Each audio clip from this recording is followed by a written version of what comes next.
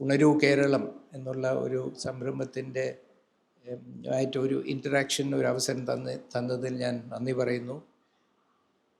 ഇതിനു മുമ്പൊരിക്കൽ കോട്ടയത്തും ഞാൻ ഇതേ പേരുള്ള ഒരു മീറ്റിങ്ങിൽ ഞാൻ അറ്റൻഡ് ചെയ്തിരുന്നു. രണ്ടിടത്ത് ഞാൻ നമ്മളെല്ലാം പറയുന്നത് നമ്മളിവിടെ ഒരു ഫ്രണ്ടിനെയോ മറ്റൊരു ഫ്രണ്ടിനെയോ സപ്പോർട്ട് ചെയ്യാനോ ഓപ്പോസ് ചെയ്യാനോ അല്ല. നമ്മൾ ഒരു ഒരു നിഷ്പക്ഷത സാധ്യമാണോ എന്നറിയില്ല, പക്ഷേ അതിൽ നിന്ന് വിട്ടുനിന്ന് ഇന്ന് ഈ നടക്കുന്ന ഭീകരാവസ്ഥയെ നമ്മൾ എങ്ങനെ കാണുന്നു, ഇലക്ഷൻ എങ്ങനെ കാണുന്നു എന്നുള്ള ഒരു അവലോകനത്തിന് ഒരു അവസരമായിട്ടാണ് ഞാനിത് കാണുന്നത്. ഇലക്ഷൻ 2-3 ദിവസം 9-ാം തീയതി നടക്കാൻ പോവുകയാണ്. ആക്ച്വൽ വോട്ടെടുപ്പ്. നമുക്ക് തീർച്ചയായിട്ടും ഇതൊരു നല്ലൊരു അവസരമാണ്. ഇത്രയും ഇത്രയും ഒരു എൻത്യൂസിയാസം ഇല്ലാത്ത ഒരു ഇലക്ഷൻ ക്യാമ്പയിൻ ഞാൻ ഇതുവരെ കണ്ടിട്ടില്ല. ഞാൻ ട്രിവാൻഡ്രം വിട്ടു പോയിട്ടില്ല. പക്ഷേ ഇവിടെ പൊതുവെ നോക്കിക്കഴിഞ്ഞാൽ വളരെ സിഗ്നിഫിക്കൻ്റായിട്ട് മാറുകയാണ് ഈ ക്യാമ്പയിനിങ് മെത്തഡോളജി. എൻ്റെ അഭിപ്രായത്തിൽ പൂർണ്ണമായി ഇതിനെ ഒരു കോർപ്പറേറ്റ് വൽക്കരിച്ച് ഔട്ട്സോഴ്സ് ചെയ്തിരിക്കുകയാണ് ക്യാമ്പയിനിങ്. അപ്പോൾ അതിൻ്റെ ചാനൽസും അതിൻ്റെ മെത്തേഡ്സും ഒക്കെ ഇതിൽ പൊളിറ്റിക്കൽ പാർട്ടി വർക്കേഴ്സിന് വലിയ റോൾ ഇല്ലാത്ത ഒരു സിറ്റുവേഷനാണ് നമ്മൾ കാണുന്നത്. ഈ പോസ്റ്ററൊക്കെ കൊണ്ടൊട്ടിക്കുന്നതും ഇതെല്ലാം ചെയ്യുന്നതെല്ലാം കമ്പനികളാണ്. പൊളിറ്റിക്കൽ വർക്കേഴ്സിൻ്റെ പണ്ട് ഉള്ളതുപോലത്തെ ഒരു പാർട്ടിസിപ്പേഷൻ നമ്മൾ കാണുന്നില്ല. പൊതുജനങ്ങളുടെ റോൾ വളരെ പാസീവായി മാറിയിരിക്കുന്നു. കോർണർ മീറ്റിങ്സ് ഒന്നും പണ്ടതുപോലെ കാണുന്നില്ല. ചില വണ്ടികൾ ഇങ്ങനെ കൊണ്ട് ഓരോ ജംഗ്ഷനിൽ പാർക്ക് ചെയ്തിട്ട് അതിൽ ഡ്രൈവർ പോലും ഇല്ല, രണ്ടാമത്തെ ഒരാൾ പോലും ഇല്ല. എന്തെങ്കിലും ഒരു സീഡിയോ മറ്റോ വെച്ചിട്ട് ഒരു ഓട്ടോറിക്ഷയും വെച്ചിട്ട് അതിൽ കുറേ സ്പീക്കറും വെച്ചിട്ട് അതിങ്ങനെ തന്നെ സംസാരിച്ചുകൊണ്ടിരിക്കുകയാണ്. അപ്പം പ്രചരണം ചെയ്യുന്നത് ഓട്ടോറിക്ഷകളും കാറുകളും ഒക്കെയായി മാറിയിരിക്കുകയാണ്. അപ്പോൾ ഇതിൽ ജനങ്ങളും ജനാധിപത്യവും തമ്മിലുള്ള ബന്ധിപ്പിക്കുന്ന ഒരു ഏറ്റവും സുപ്രധാനമായ ഒരു പ്രോസസ്സാണ് ഇലക്ഷൻ, തിരഞ്ഞെടുപ്പ്. അതിൽ ജനങ്ങളുടെ ആക്റ്റീവ് വോട്ട് ചെയ്യുക അല്ലാതെ ഒരു ആക്റ്റീവ് പാർട്ടിസിപ്പേഷൻ വളരെ കുറഞ്ഞിരിക്കുന്ന ഒരു സമയമാണ്. അപ്പോൾ നമ്മൾ ഈ പ്രക്രിയയും ദുർബലമാണ്. പിന്നെ ഇത് എന്തുകൊണ്ട് നടക്കുന്നു, എന്താണ് ഇവിടെ നടക്കുന്നതിനെ കുറിച്ചൊരു ക്ലാരിറ്റി ഇല്ലാത്തൊരു വളരെ കൺഫ്യൂസ്ഡ് ആയിട്ടുള്ളൊരു സമയത്താണ് നമ്മൾ ജീവിക്കുന്നത്. ഇതൊരു 10-50-100 വർഷം കഴിയുമ്പോഴത്തേക്ക് ഒരുപാട് ക്ലാരിറ്റി ഉണ്ടാവും എന്താണെന്ന് ഇവിടെ നടന്നുകൊണ്ടിരുന്നത് എന്ന്. പിന്നെ നമ്മൾ ഈ ഇലക്ഷൻ കഴിഞ്ഞാൽ അടുത്ത ഇലക്ഷൻ എന്നുണ്ടാവും നമുക്കറിയില്ല. കോൺസ്റ്റിറ്റ്യൂഷൻ അനുസരിച്ച് 2026 കഴിഞ്ഞ് നടക്കുന്ന ആദ്യത്തെ സെൻസസ് അനുസരിച്ച് പാർലമെൻറ്റിൻ്റെ size, total number of seats മാറ്റും എന്നുള്ളൊരു പ്രൊവിഷൻ കോൺസ്റ്റിറ്റ്യൂഷനിലുണ്ട്. ഇതുവരെ 71 സെൻസസിൻ്റെ അടിസ്ഥാനത്തിൽ 73 ആണ് കോൺസ്റ്റിറ്റ്യൂഷൻ ലോക്സഭയുടെ 543 സീറ്റ് എന്നുള്ള സംഖ്യ ഫിക്സ് ചെയ്തിരിക്കുന്നത്. അത് 26 കഴിഞ്ഞാലുള്ള ആദ്യത്തെ ഇലക്ഷൻ കഴിയുമ്പോൾ അത് മാറാം എന്നൊരു കോൺസ്റ്റിറ്റ്യൂഷണൽ അമെൻഡ്മെൻറ്റ് ആർട്ടിക്കിൾ 82 കൊണ്ടുവന്ന് അതിൽ ഫിക്സ് ചെയ്തിരിക്കുകയാണ്. അതുകൊണ്ടാണ് എൻ്റെ അഭിപ്രായത്തിൽ 2021 നടക്കേണ്ട സെൻസസിനെ 2027 സെൻസസ് എന്നാണ് ഇപ്പോഴും തുടങ്ങുന്നുണ്ടെങ്കിലും ശ്രദ്ധിച്ച് നോക്കിയാൽ 2027 സെൻസസ് എന്നാണ് പറയുന്നത്. അതിൻ്റെ കാരണം കോൺസ്റ്റിറ്റ്യൂഷനിൽ പറയുന്നത് 2026 കഴിഞ്ഞ് നടക്കുന്ന ആദ്യത്തെ സെൻസസ് അനുസരിച്ചാണ് ഇതിൻ്റെ നമ്പർ മാറ്റേണ്ടത്. അപ്പോൾ 11 കഴിഞ്ഞിട്ട് 21 സെൻസസ് നടന്നിരുന്നെങ്കിൽ അത് കഴിഞ്ഞ് അടുത്ത സെൻസസ് 31 നടക്കുകയുള്ളായിരുന്നു. ആ 31 ആയിരുന്നേനെ 26 കഴിഞ്ഞിട്ടുള്ള ആദ്യത്തെ സെൻസസ്. അപ്പോൾ 31 കഴിഞ്ഞിട്ടേ പാർലമെൻറ്റ് സൈസ് മാറ്റാൻ ഒക്കുകയുള്ളായിരുന്നു. അതുകൊണ്ട് എന്ത് ചെയ്തു, 21 സെൻസസ് നടത്തിയില്ല. എന്നിട്ട് ആദ്യമായി നമ്മുടെ ചരിത്രത്തിൽ 8 സെൻസസ് ബ്രിട്ടീഷുകാരുടെ സമയത്തും അത് കഴിഞ്ഞിട്ട് ഇത് 8ാമത്തെ സെൻസസ്സാണ്. ഓരോ 10 വർഷം ഡെസിനിയൽ സെൻസസ് നടത്തുകയാണ്. അതിനെ മാറ്റി എന്തുകൊണ്ട് 27 സെൻസസിൻ്റെ ബേസിസിൽ 27 പാർലമെൻറ്റിൻ്റെ സൈസ് മാറ്റും. അതിനിടയ്ക്ക് 1 നേഷൻ 1 വോട്ട് വന്നു കഴിഞ്ഞു. അപ്പോൾ ഈ അസംബ്ലി ഇലക്ഷൻ പോലും ഇത് എത്ര നാൾ ഈ അസംബ്ലിയുടെ ടേം എന്തായിരിക്കും എന്ന് നമുക്കൊരു ക്ലാരിറ്റി ഇല്ല. ബിക്കോസ് ഈ 27-ൽ പുതിയ പാർലമെൻറ്റ് വരുന്നു. അപ്പോൾ അതിൽ റഫ്ലി 10 ലക്ഷം ആൾക്കാർക്ക് ഒരു MP എന്നാണ്. അങ്ങനെയാണെങ്കിൽ 1500 MP വരെ ഉണ്ടാകാം. ഇപ്പോൾ ഉള്ളതിനേക്കാൾ ഒരു 1000 MPs കൂടുതൽ ഉണ്ടാകാം. അപ്പോൾ അത് 1500 അല്ലെങ്കിൽ ഒരു 1000. അതുകൊണ്ടാണ് ഈ പുതിയ പാർലമെൻറ്റിൽ ഒരു ഏകദേശം 900 സീറ്റുകളുണ്ട്. എന്ന് വെച്ചാൽ അത്രയും ഒരു 1000 MPs സൈസായിരിക്കും ഉണ്ടാകുന്നത്. അത് മിക്കവാറും വരാൻ പോകുന്നത് ഈ BJPക്ക് ഏറ്റവും ശക്തമായി സപ്പോർട്ടുള്ള സ്റ്റേറ്റുകളിൽ നിന്നാണ് അവിടെ വലിയ വർധന വരാൻ പോകുന്നത്. ബാക്കിയുള്ള സ്റ്റേറ്റ്സിൻ്റെ പ്രൊപ്പോർഷൻ റിലേറ്റീവ്ലി കുറയാൻ പോവുകയാണ്. അപ്പം അത് കഴിഞ്ഞാൽ കോൺസ്റ്റിറ്റ്യൂഷനെ അമെൻഡ് ചെയ്ത് മുന്നോട്ട് കൊണ്ടുപോകാൻ വളരെ വലിയൊരു സാധ്യത ഈ 27 കഴിഞ്ഞാൽ ഉണ്ടാകും. അപ്പോൾ ഈ പാർലമെൻറ്റിൻ്റെ പുതിയ സൈസും കോമ്പസിഷൻ വന്നല്ല, they will not lose any time. അപ്പോൾ ഈ ഒരു വളരെ ഒരു ഭീകരാവസ്ഥയിൽ ഞാൻ ഭരണഘടനയിൽ വർക്ക് ചെയ്യുന്ന ഒരാളാണ്, ഭരണഘടനയുടെ വിദ്യാർത്ഥിയാണ്, കോൺസ്റ്റിറ്റ്യൂഷൻ ലോയിൽ വർക്ക് ചെയ്യുന്ന ഒരാളാണ്. അപ്പോൾ ഇങ്ങനെ നോക്കുമ്പോൾ കോൺസ്റ്റിറ്റ്യൂഷൻ്റെ വലിയ അറ്റാക്ക് നടക്കുകയാണ്, കോൺസ്റ്റിറ്റ്യൂഷൻ്റെ എതിരെ എല്ലാ വിധത്തിലും.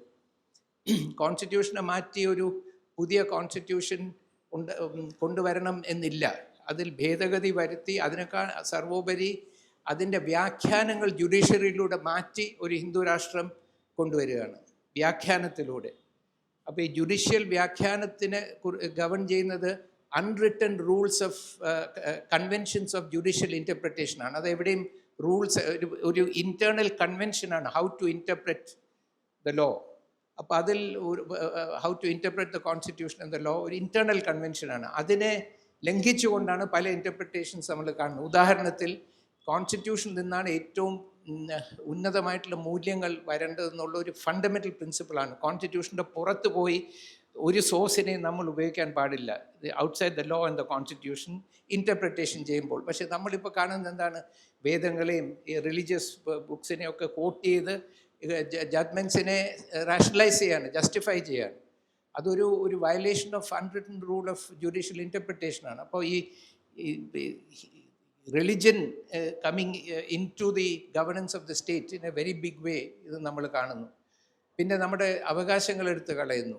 നമ്മുടെ പല അവകാശങ്ങളും ഇപ്പോൾ സെക്യൂർ അല്ല. മൈനോറിറ്റീസിനെതിരെ നമ്മൾ തുറന്ന് കാണുന്നു. ഒരുപാട് ഡിസ്ക്രിമിനേഷനും ഒരുപാട് ടാർഗറ്റഡ് ആക്ഷൻസ് എടുക്കുകയാണ്.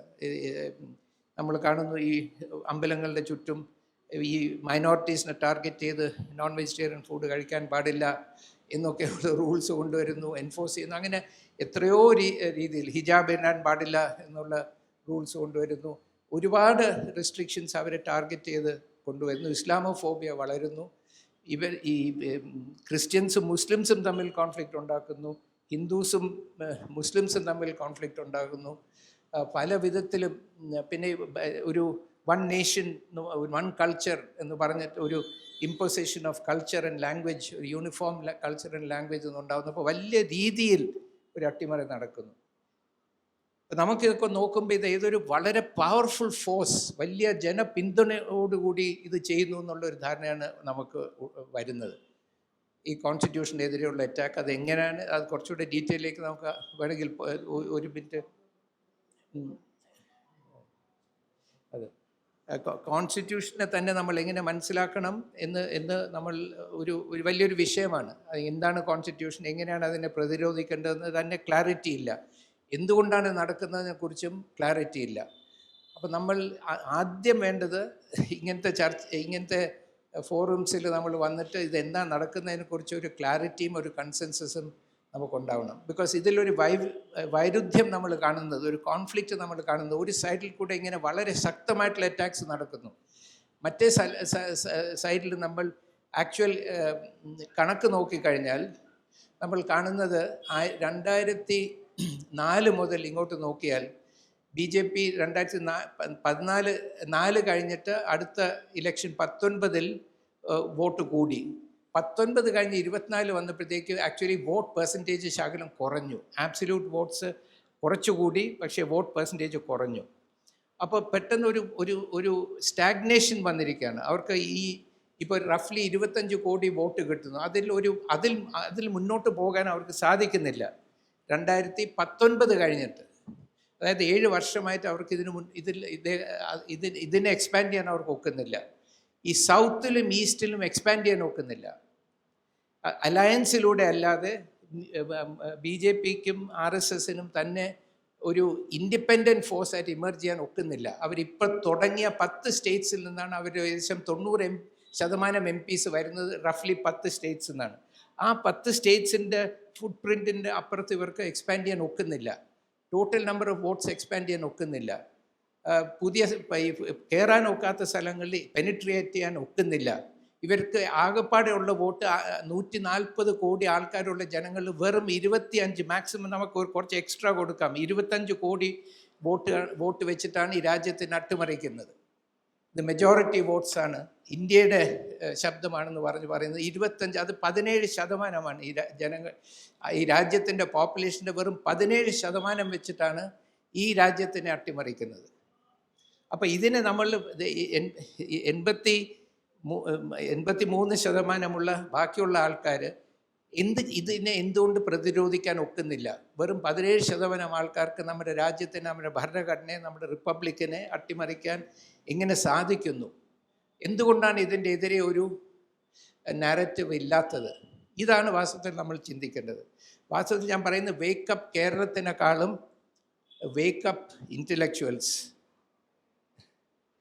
വേക്കപ്പ് കോൺഗ്രസ്, വേക്കപ്പ് CPM,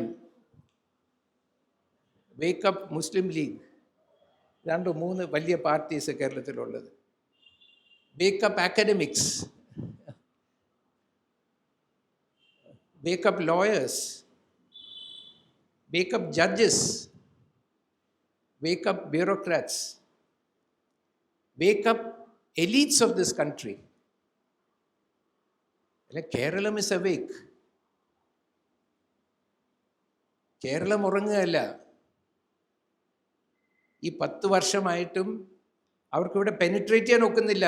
ഇപ്പോൾ പോലും 2-3 സീറ്റ് കിട്ടും എന്ന് പറയുന്നത് ഏറ്റവും വലിയൊരു ഒബ്ജക്റ്റീവായിട്ട് വയ്ക്കുന്നു. ഇത്രയും പണം ചെലവാക്കി ഇത്രയും പ്രോപ്പഗാൻഡ ചെയ്ത് കഴിഞ്ഞിട്ടും പെനിട്രേറ്റ് ചെയ്യാൻ ഒക്കുന്നില്ല.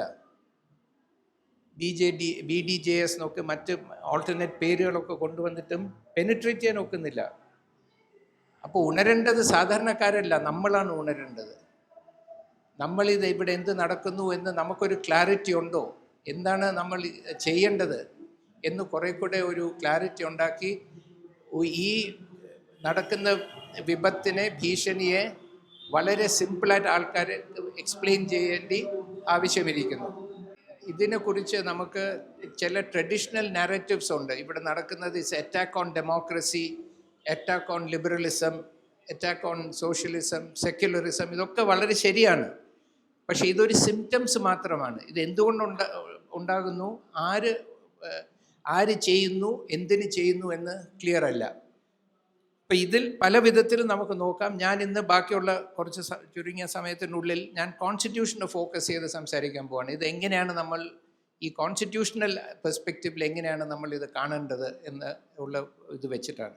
അപ്പോൾ ഇതിനെക്കുറിച്ച് ഈയിടെ ഹിന്ദു ഒരു ബുക്ക് പബ്ലിഷ് ചെയ്തു, ബുക്ക്. അതിൻ്റെ കോൺസ്റ്റിറ്റ്യൂഷൻ ഡിബേറ്റ്സ് എന്ന് പറഞ്ഞിട്ട് അതിലൊരു 7 ചാപ്റ്റേഴ്സ് ഉണ്ട്. ഒരെണ്ണം ഞാൻ എഴുതിയാണ്, ഒന്ന് രാം മാധവ് എന്ന് പറഞ്ഞ RSS എന്താണ് ഐഡിയോളോഗ്, അദ്ദേഹം എഴുതിയതാണ്. അപ്പം ഞാൻ എഴുതിയ ആർട്ടിക്കിൾ ഈ കോൺസ്റ്റിറ്റ്യൂഷൻ്റെ പ്രിയാമ്പിളിനെ കുറിച്ചായിരുന്നു. അപ്പം ഞാൻ ഈ കോൺസ്റ്റിറ്റ്യൂഷൻ എന്താണെന്ന് തിയറൈസ് ചെയ്യുന്നതിനെ കുറിച്ചാണ് ഞാൻ എഴുതിയത്. പല രാജ്യങ്ങളിലും നമ്മൾ കോൺസ്റ്റിറ്റ്യൂഷൻ വെച്ചാൽ ഭരണഘടന എന്ന് പറയും. അപ്പോൾ ഭരണത്തിൻ്റെ ഘടന, structure of government, defining power, distribution of power. ഞാൻ ആർഗ്യൂ ചെയ്യുന്നത് ഇന്ത്യൻ കോൺസ്റ്റിറ്റ്യൂഷൻ അതല്ല എന്നാണ്.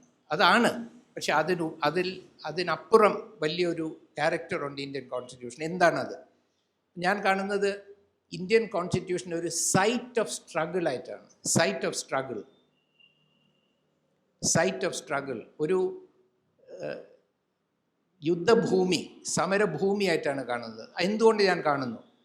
ഈ പ്രിയാമ്പിളിൽ, ആദ്യത്തെ ഡ്രാഫ്റ്റ് ഓഫ് പ്രിയാമ്പിളിൽ എഴുതിയത് ഈ ICS കാരനായ ബെനഗാൽ നരസിംഹറാവു ആയിരുന്നു. അദ്ദേഹത്തെ ഒരു അഡ്വൈസറായിരുന്നു. അദ്ദേഹത്തിൻ്റെ അടുത്ത് ബാക്കി കോൺസ്റ്റിറ്റ്യൂഷൻസ് എല്ലാം നോക്കി ഒരു ഡ്രാഫ്റ്റ് കമ്മിറ്റി റിപ്പോർട്ട്സൊക്കെ നോക്കിയിട്ട് എന്തെങ്കിലും ഒരു ഡ്രാഫ്റ്റ് ഉണ്ടാക്കി കൊടുക്കാൻ പറഞ്ഞ് ഒരു ഡ്രാഫ്റ്റ് ഉണ്ടാക്കി കൊടുത്തു. ആ ഡ്രാഫ്റ്റിൻ്റെ ഒരു പ്രിയാമ്പിൾ 35 വാക്കുകളുള്ള പ്രിയാമ്പിളാണ്. അതിൽ വെറുതെ പറയുന്നത് we the people of India, അത് we the people American constitution എടുത്താണ്, we the people hereby adopt and enact this constitution. Basically ഒരു അഡ്മിനിസ്ട്രേറ്റീവ് ഡോക്യുമെൻ്റ് ആണ്, അതിലൊരു ഐഡിയോളജി ഇല്ലായിരുന്നു. ഡോക്ടർ അംബേദ്കർ, ഇതൊക്കെ റെക്കോർഡഡാണ്, ഡീറ്റെയിൽസ് എൻ്റെ ആർട്ടിക്കിളുണ്ട്, ഞാൻ പോകുന്നില്ല. ഡോക്ടർ അംബേദ്കർ ഇതിനെ അങ്ങോട്ട് മാറ്റി വെച്ചിട്ട് ഒരു പുതിയ പ്രിയാമ്പിൾ എഴുതി. അത് അദ്ദേഹം സ്വയം എഴുതിയതാണ്. അതാണ് ഇപ്പം നമ്മുടെ പ്രിയാമ്പിൾ. അതിൽ 2-3 കുറച്ച് വെള്ളം ചേർത്തിട്ടുണ്ട്, പക്ഷേ ബൈ ആൻഡ് ലാർജ് അതിൻ്റെ ഡീറ്റെയിൽസ് എൻ്റെ ആർട്ടിക്കിളിൽ കൊടുത്തിട്ടുണ്ട്. പക്ഷേ ബൈ ആൻഡ് ലാർജ് ഇന്ന് നമുക്കുള്ള കോൺസ്റ്റിറ്റ്യൂഷൻ ഡോക്ടർ അംബേദ്കർ തന്നെ എഴുതിയ കോൺസ്റ്റിറ്റ്യൂഷനാണ്. അതിൽ 2 വലിയ പ്രത്യേകതകളുണ്ട്. ഒന്ന്, ലോകത്തെവിടെയും ഇല്ലാത്തതുപോലെ ആ കോൺസ്റ്റിറ്റ്യൂഷൻ പറയുന്നത് we the people of India having solemnly resolved to constitute India into a sovereign, അന്ന് സോഷ്യലിസ്റ്റ് ഇല്ല, സെക്യുലർ അന്നില്ല, ഡെമോക്രാറ്റിക് റിപ്പബ്ലിക് എന്ന് പറഞ്ഞിട്ടാണ് ഇത് തുടങ്ങുന്നത്. To secure to all its citizens justice, liberty, equality, fraternity. ഇതിൻ്റെ വളരെ വലിയ സിഗ്നിഫിക്കൻസ് എന്താണ്? ബാക്കി എല്ലാ കോൺസ്റ്റിറ്റ്യൂഷൻസ് പറയുന്നത് വി ദ പീപ്പിൾ അല്ലെങ്കിൽ we the legislature hereby adopt and enact this constitution എന്നാണ്. ഇവിടെ ഡോക്ടർ അംബേദ്കറിൻ്റെ ഭാഷ എന്താ പറയുന്നത്? We the people of India have resolved to constitute India, അതായത് ടു ക്രിയേറ്റ് ഇന്ത്യ. ഇതൊരു പ്രഖ്യാപനമാണ്. V the people of India have decided to create an India. Constitute എന്നുള്ള അർത്ഥം ക്രിയേറ്റ് എന്നാണ്. That India does not exist. അല്ലെങ്കിൽ constitute ചെയ്യേണ്ട ആവശ്യമില്ലല്ലോ. എന്ത് ഇന്ത്യ? ഈ sovereign socialist secular democratic India. അങ്ങനത്തെ ഒരു ഇന്ത്യ ഒരിക്കലും ചരിത്രത്തിൽ ഇവിടെ ഉണ്ടായിട്ടില്ല. അങ്ങനെ ചരിത്രം കണ്ടിട്ടില്ലാത്ത ഒരു ഇന്ത്യയെ രൂപവൽക്കരിക്കും എന്നുള്ള ഒരു സമര പ്രഖ്യാപനമാണ് നമ്മുടെ പ്രിയാമ്പിൾ. അതിൻ്റെ തുടക്കമാണ്, അത് ആദ്യത്തെ ചുവടാണ്. അതുകൊണ്ടാണ് ഡോക്ടർ അംബേദ്കർ അവസാനത്തെ സ്പീച്ചിൽ കോൺസ്റ്റിറ്റ്യൂഷൻ അസംബ്ലിയിൽ പറയുന്നത്, ഇനിയിപ്പോൾ നിങ്ങൾ തെരുവിൽ ഫൈറ്റ് ചെയ്യേണ്ട, കോൺസ്റ്റിറ്റ്യൂഷൻ്റെ ഉള്ളിൽ ഫൈറ്റ് ചെയ്യൂ എന്ന് വെച്ചാൽ കോൺസ്റ്റിറ്റ്യൂഷനെ തന്നെ ഒരു സമരഭൂമിയായി ട്രാൻസ്ഫോം ചെയ്തു. ഈ കോൺസ്റ്റിറ്റ്യൂഷനിലൂടെ വി ദ പീപ്പിൾ ഒരു പുതിയ ഇന്ത്യ ഉണ്ടാക്കാൻ പോവുകയാണ്. Sovereign socialist secular democratic India. ആ സംരംഭമാണ്, അതിൻ്റെ പ്രോസസ്സാണ്. അപ്പോൾ കോൺസ്റ്റിറ്റ്യൂഷൻ ഓഫ് ഇന്ത്യ എന്ന് പറയുമ്പോൾ the story about the plan for the creation of India എന്നാണ് നമ്മൾ വായിക്കേണ്ടത്. കോൺസ്റ്റിറ്റ്യൂഷന് പകരം ക്രിയേഷൻ എന്നുള്ള വാക്ക് വെച്ച് വായിച്ചാൽ നമ്മൾ കോൺസ്റ്റിറ്റ്യൂഷൻ എന്താണെന്ന് മനസ്സിലാക്കും. ഈ കോൺസ്റ്റിറ്റ്യൂഷൻ്റെ മഹത്വം എന്താണ് എന്നറിയണമെങ്കിൽ വളരെ ചുരുക്കത്തിൽ പറയുകയാണെങ്കിൽ, കോൺസ്റ്റിറ്റ്യൂഷൻ എന്ത് ചെയ്യുന്നു, അതിൻ്റെ ഇമ്പാക്റ്റ് എന്താണ് നമുക്ക് മനസ്സിലാക്കണം. Constitution is based on 2 principles: equal humanity and equal citizenship. എല്ലാ മനുഷ്യരും ജന്മനാൽ തുല്യരാണ്.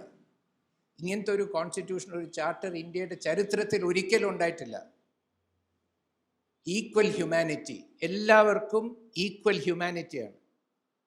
രണ്ടാമത് ഈക്വൽ സിറ്റിസൺഷിപ്പ്. ഒരു കാറ്റഗറി ഓഫ് സിറ്റിസനേ ഉള്ളൂ. ഇതിൻ്റെ മഹത്വം എന്താണ്? ഇവിടെയും ഞാൻ വളരെ ചുരുക്കത്തിൽ പറയുകയാണ്, ഒരുപാട് ഞാൻ ഡീറ്റെയിൽഡായിട്ട് സംസാരിച്ചിട്ടുണ്ട്. ഈ വർണ്ണ വ്യവസ്ഥ എന്ന് വെച്ചാൽ ഒരു ഓൾട്ടർനേറ്റ് സിസ്റ്റം ഓഫ് ഗവൺമെൻറ് ആണ്, ഒരു സിസ്റ്റം ഓഫ് റിലിജൻ അല്ല. റിലിജൻ, എല്ലാ സിസ്റ്റംസ് ഓഫ് ഗവൺമെൻറ് പലപ്പോഴും ഓത്തോറിറ്റേറിയൻ സിസ്റ്റംസ് ഓഫ് ഗവൺമെൻറ് എപ്പോഴും മതം ഉപയോഗിച്ച് ന്യായീകരിക്കും, പക്ഷെ ആക്ച്വലി മതമല്ല. എന്തുകൊണ്ടാണ് ഞാൻ പറയുന്നത് വർണ്ണവ്യവസ്ഥ ഒരു സിസ്റ്റം ഓഫ് ഗവൺമെൻറ് ആണ്, ഒരു പൊളിറ്റിക്കൽ സിസ്റ്റമാണ്? എന്തുകൊണ്ടാണ് ഞാൻ പറയുന്നത്? കാരണം വർണ്ണവ്യവസ്ഥയുടെ ബേസിക് പ്രിൻസിപ്പിൾ എന്താണ്? 5 കാറ്റഗറീസ് ഓഫ് സിറ്റിസൺഷിപ്പ് ഉണ്ടാക്കുകയാണ്. 1, 2, 3, 4 and 5. കാറ്റഗറി 1-ൽ പെട്ട ആൾക്കാർക്ക് അവർ സ്വയം തീരുമാനിക്കുന്ന എല്ലാ റൈറ്റ്സും അവർക്കുണ്ട്. കാറ്റഗറി 2-ൽ പെട്ട ആൾക്കാർക്ക് അതിൻ്റെ ഒരു 90% ഉണ്ട്. ഈ കാറ്റഗറി 1 ആൾക്കാർ കൊടുക്കുന്ന റൈറ്റ്സ്. കാറ്റഗറി 3ക്കും അതുപോലെ കുറേ റൈറ്റ്സ് ഉണ്ട്. കാറ്റഗറി 4നും ഉണ്ട്. കാറ്റഗറി 5ൽപ്പെട്ട ഈ രാജ്യത്തെ 90% ആൾക്കാർക്ക് യാതൊരു റൈറ്റ്സും ഇല്ല, യാതൊരു സിറ്റിസൺഷിപ്പും ഇല്ല, യാതൊരു ഹ്യൂമാനിറ്റിയും ഇല്ല. അക്കോർഡിംഗ് ടു ഡിസ്ക്രിഷൻ നമ്മൾ പോയി യാചിച്ചാൽ നമുക്ക് വല്ലതും തരും, അതെടുക്കുക. അതുകൊണ്ടാണ് ഇവരെപ്പോഴും റൈറ്റ്സിനെ അറ്റാക്ക് ചെയ്യുന്നത്. ബിക്കോസ് ഈ റൈറ്റ്സും വർണ്ണവ്യവസ്ഥയും തമ്മിൽ പൊരുത്തപ്പെടില്ല.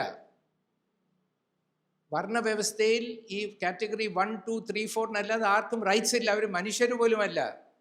ഈ കാറ്റഗറൈസേഷൻ ഉണ്ടാവുന്നത് പുരുഷ സൂക്തത്തിൻ്റെ ഋഗ്വേദത്തിലെ പുരുഷ സൂക്തത്തിലാണ്. 4 ജന്മരീതികൾ പറയുന്നു. ചലയെന്നും തോളെന്നും തുടയെന്നും കാലെന്നും.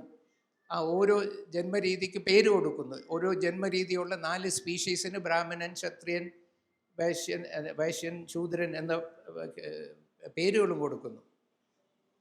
ആ സ്ട്രക്ചർ വെച്ചിട്ട് 5 തരത്തിലുള്ള സിറ്റിസൺഷിപ്പ് ഉണ്ടാക്കുന്നു.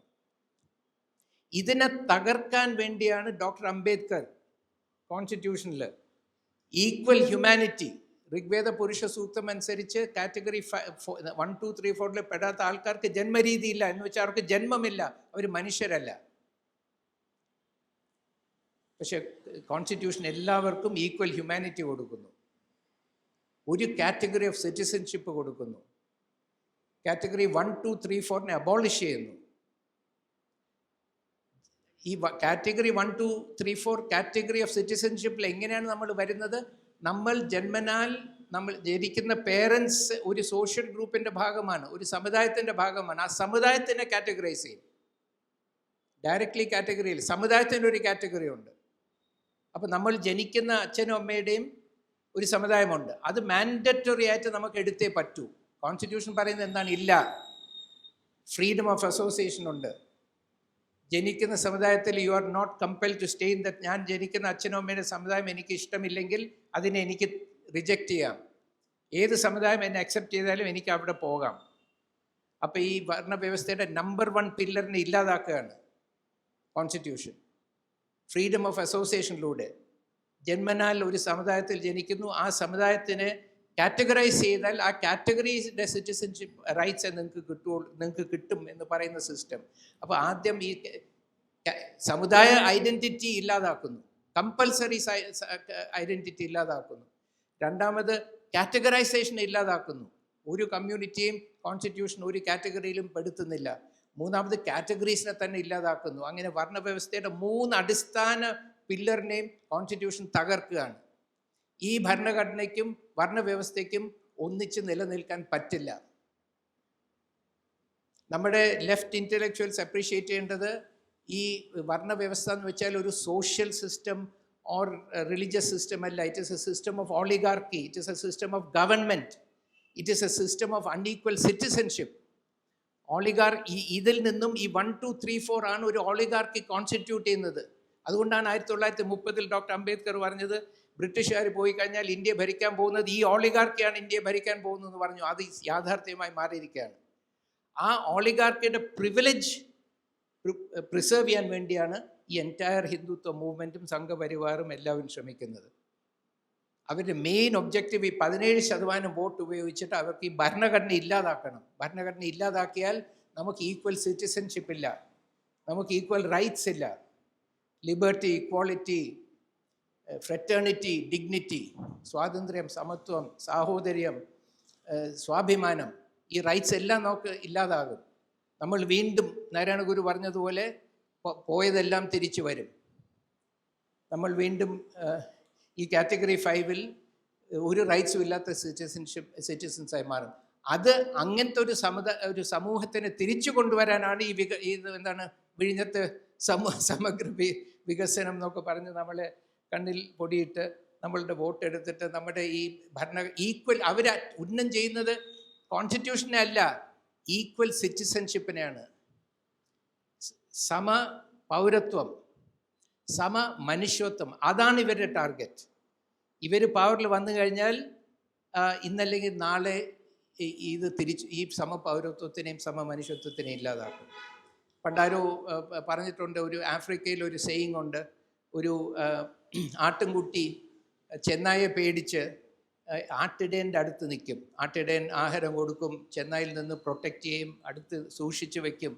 പക്ഷേ ചെന്നായ്ക്ക് മനസ്സിലാത്ത എന്താണ്, അവസാനം ഈ ആട്ടിൻകുട്ടിക്ക് മനസ്സിലാത്ത എന്താണ്, അവസാനം ആട്ടിൻകുട്ടിയെ കൊന്ന് തിന്നാൻ പോകുന്നത് ചെന്നായി അല്ല, ആട്ടിടയനാണ്.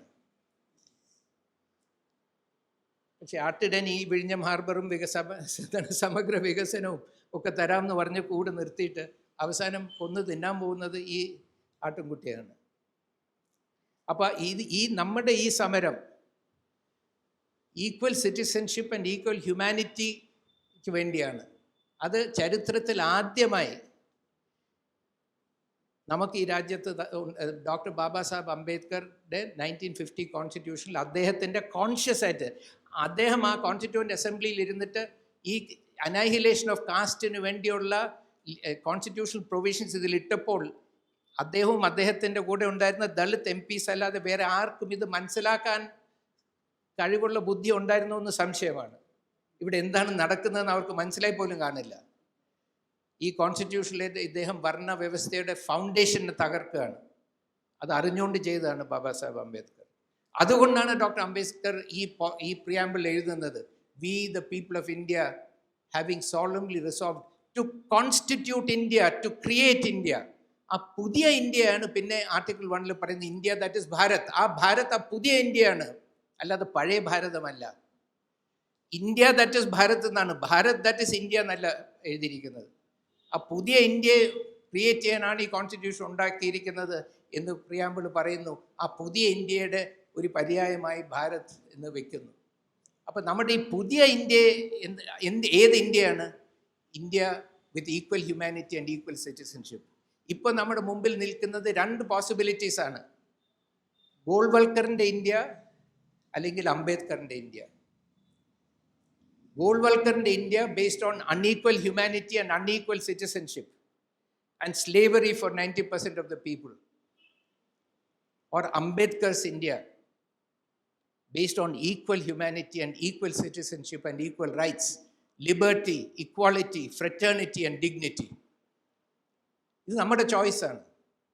എനിക്കൊരു സംശയമില്ലാത്തത്, ഇവർക്ക് ഈ പ്രോഗ്രസ് ചെയ്യാൻ ഒക്കാത്തത് ഈ രാജ്യത്തെ സാധാരണക്കാർ അവർ ഒരിക്കലും ഉറങ്ങിയിട്ടില്ല. അവരോട് എണീക്കണം എന്ന് പറയേണ്ട ഒരു ആവശ്യമില്ല. അവരാണ് ഈ പുതിയ ഇന്ത്യയുടെ സങ്കല്പം അവരാണ് ഉണ്ടാക്കിയത്. അവരിൽപ്പെട്ട ഏറ്റവും പാവപ്പെട്ട ഒരു കുടുംബത്തിൽ ജനിച്ച, ഒരു അൺടച്ചബിൾ ആയി ജനിച്ച ബാബാ സാഹബ് ഭീംറാവ് അംബേദ്കർ ആണ് ഈ കോൺസ്റ്റിറ്റ്യൂഷൻ ഉണ്ടാക്കിയത്. അവരോട് ഉടരണം എന്ന് നമുക്ക് പറയേണ്ട ഒരു ആവശ്യമില്ല. അവർ ചെയ്യുന്നത് എന്താണ് നമ്മൾ മനസ്സിലാക്കുക, അതിനെ സപ്പോർട്ട് ചെയ്യുക.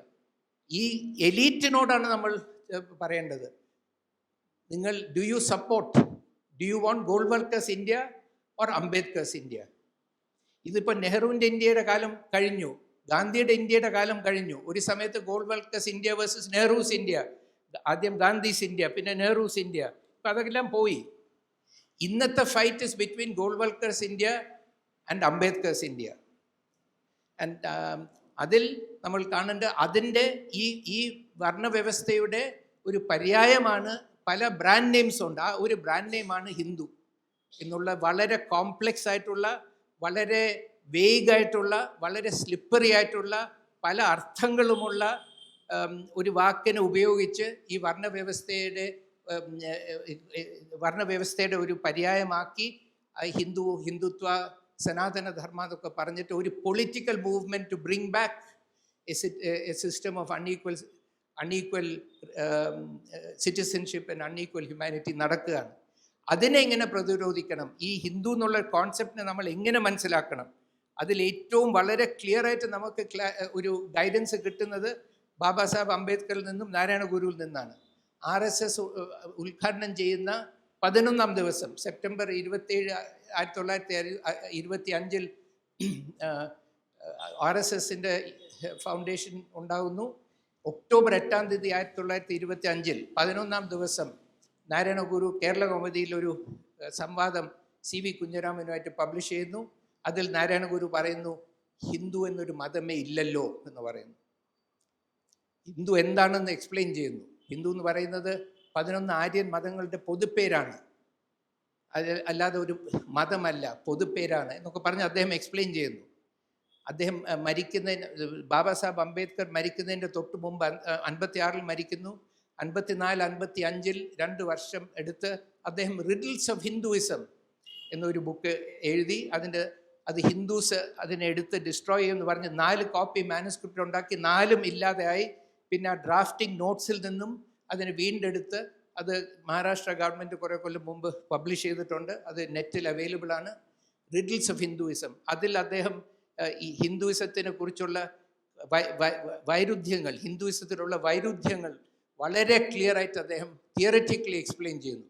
അപ്പോൾ ഗുരുവിൻ്റെ എക്സ്പ്ലനേഷൻ ഓഫ് ഹിന്ദുയിസം, അംബേദ്കറിൻ്റെ എക്സ്പ്ലനേഷൻ ഓഫ് ഹിന്ദുയിസം, ഇതെല്ലാം നമ്മൾ പബ്ലിക് ഡിസ്കോഴ്സിൽ കൊണ്ടുവന്ന് ജനങ്ങളെ ബോധ്യപ്പെടുത്തണം. എന്താണ് ഈ ഹിന്ദുത്വ മൂവ്മെൻറ്റ്? നമ്മൾ ആരുടെയും മതത്തിനെതിരല്ല. ഗുരു പറഞ്ഞതുപോലെ എല്ലാവർക്കും മതസ്വാതന്ത്ര്യമുണ്ട്. നമ്മുടെ ഭരണഘടനയിൽ എല്ലാവർക്കും മതസ്വാതന്ത്ര്യമുണ്ട്. അവർ എന്തിൽ വേണമെങ്കിലും വിശ്വസിച്ചോട്ടെ. പക്ഷേ മറ്റുള്ള ആളുകളെ ആ വിശ്വാസം അടിച്ചേൽപ്പിക്കാൻ പാടില്ല, അവരെ കമ്പൽ ചെയ്യാൻ പാടില്ല. അത് ഇപ്പോൾ ഒരു രാഷ്ട്രത്തിൻ്റെ മതമാണെന്ന് പറയാൻ പാടില്ല. ഇതെന്താണെന്ന് ക്ലാരിറ്റി വേണം. എന്താണെന്നുള്ള ക്ലാരിറ്റി നമുക്ക് മനസ്സിലാക്കുന്ന, എന്താണ് ഈ കോൺസെപ്റ്റ്? നമ്മൾ ഈ കോൺസ്റ്റിറ്റ്യൂഷനെ അറ്റാക്ക് ചെയ്ത് അൺഈക്വൽ സിറ്റിസൺഷിപ്പും അൺഈക്വൽ ഹ്യൂമാനിറ്റിയും തിരിച്ചു കൊണ്ടുവരാൻ വേണ്ടി ഉപയോഗിക്കുന്ന ഈ പ്രയോഗം, എന്താണ് ഇതിൻ്റെ അർത്ഥം എന്ന് മനസ്സിലാകണമെങ്കിൽ നമ്മൾ ഡോക്ടർ അംബേദ്കറിൻ്റെയും ശ്രീനാരായണ ഗുരുവിൻ്റെയും ഇതിൻ്റെ കുറിച്ചുള്ള എക്സ്പ്ലനേഷൻസ് നമ്മൾ ഇതിനെക്കുറിച്ച് ബോധവൽക്കരണം നടത്തണം, മനസ്സിലാക്കണം. അങ്ങനെ നമുക്കിതിനെ കൗണ്ടർ ചെയ്യാൻ ഒക്കും. പക്ഷേ ജനങ്ങൾക്ക് ഇത് ഓൾറെഡി അറിയാം. അതുകൊണ്ടാണ് ഇപ്പോൾ ഇവർക്ക് പ്രോഗ്രസ് ചെയ്യാൻ ഒക്കാത്തത്. ഡോക്ടർ അംബേദ്കറിൻ്റെയും ഗുരുവിൻ്റെയും മഹാത്മാ ഫൂലെയുടെയും ഒക്കെ അയ്യങ്കാളിയുടെയും ഒക്കെ പ്രവൃത്തികളെയും ചിന്തകളെയും നമ്മൾ നോർത്ത് ഇന്ത്യയിലും മറ്റ് സ്ഥലങ്ങളിലും ബോധവൽക്കരിക്കണം. അങ്ങനെ ചെയ്തു കഴിഞ്ഞാൽ നമുക്കിത് കൗണ്ടർ ചെയ്യാൻ ഒക്കുള്ളൂ. അല്ലാതെ മറ്റൊരു കൗണ്ടർ, ഇതിന് ഒരു നാരറ്റീവ് നമുക്കില്ല. ഇതിൽ നിന്നും, ഇവരുടെ അനാലിസിസിൽ നിന്ന് വരുന്നത് നമ്മളുടെ ഒരു struggle for equal humanity and equal സിറ്റിസൺഷിപ്പാണ്. ഒരു മതത്തിനെതിരെയുമുള്ള സ്ട്രഗിളല്ല, ആരുടെയും എതിരെയുള്ള സ്ട്രഗിളല്ല. നമ്മൾ സ്ട്രഗിൾ ചെയ്യുന്നത് നമ്മളുടെ തുല്യ മനുഷ്യത്വത്തിനും തുല്യ പൗരത്വത്തിനും ഉള്ള ഒരു സ്ട്രഗിളാണ്. ആ സ്ട്രഗിൾ നമ്മൾ ഒരിക്കലും കോംപ്രമൈസ് ചെയ്യാൻ പാടില്ല. അത് കോംപ്രമൈസ് ചെയ്താൽ നമ്മളുടെ വരും മുറകൾക്ക് യാതൊരു ഭാവിയും ഇല്ലാതാവും. അപ്പോൾ ആ മെസ്സേജ് നമ്മൾ എങ്ങനെ മുന്നോട്ട് കൊണ്ടുപോകണം എന്ന് നമുക്ക് കുറച്ചുകൂടി ഡീറ്റെയിൽഡായിട്ട് ഡിസ്കസ് ചെയ്യാം. Thank you very much.